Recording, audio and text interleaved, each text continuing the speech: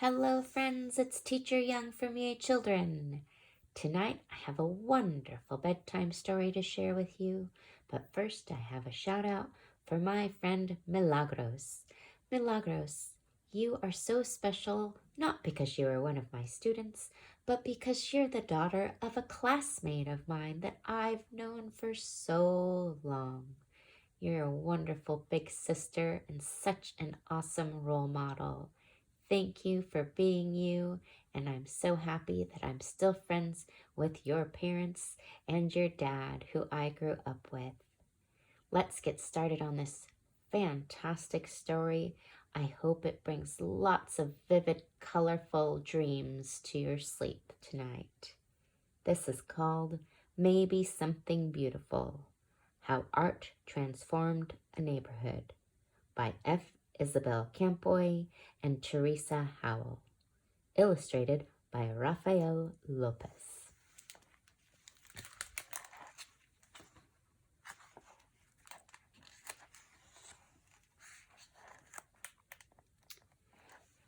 In the heart of a gray city, there lived a girl who loved to doodle, draw, color, and paint.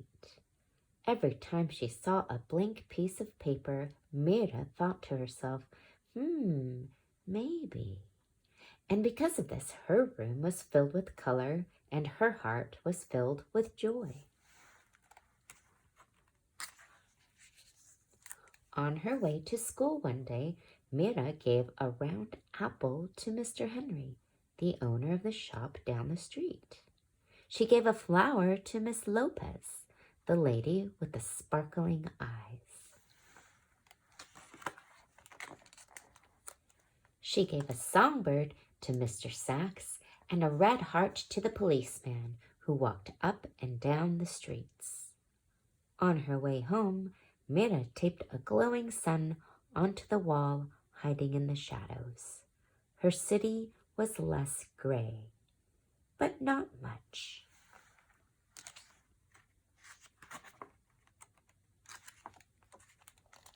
The next day, Mira saw a man with a pocket full of paintbrushes.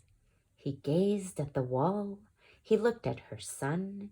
He held his fingers up in a square and peered through them. He said thoughtfully. What do you see? Mira asked. Maybe something beautiful, the man replied.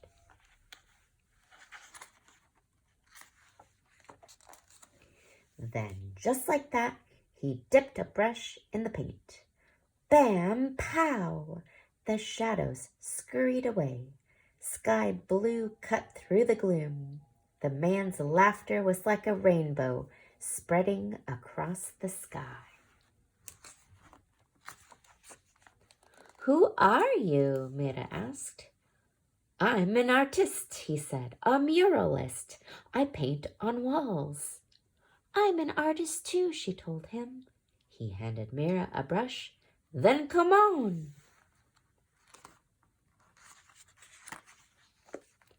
Mira dipped it in the loudest color she saw. Yahweh! The wall lit up like sunshine. As the man drew pictures on the bricks, Mira added color, punch, and pizzazz. Soon Mr. Sachs joined in. Then came others. Everyone painted to the rhythm. Salsa, merengue, bebop.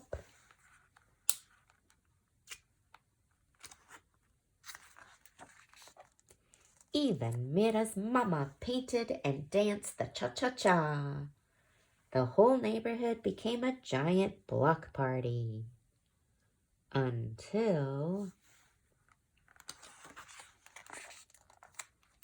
the policeman walked up. Excuse me, he said. The music stopped. Mira put her brush down. They were surely in trouble. The officer cleared his throat, then paused. May I paint with you? He asked. So Mira handed him a paintbrush, and the music started again. Teachers and papas jumped in, babies too. Mira and the man handed out brush after brush. Color spread throughout the streets. So did joy. Wherever Mira and the man went, art followed like the string of a kite. After they colored the walls, they painted utility boxes and benches. They decorated sidewalks with poetry and shine. And everyone danced. Together, they created something more beautiful than they had ever imagined. When their clothes were splattered with a million colors, everyone sat down to rest, except the muralist. His eyes sparkled. You, my friends, are all artists, he told them. The world is your canvas. He smiled wide, then pulled everything together in big, sweeping motions. His paintbrush was like a magic wand. When he was finished, Mira added one more bird way up in the sky. Maybe, she thought, just maybe.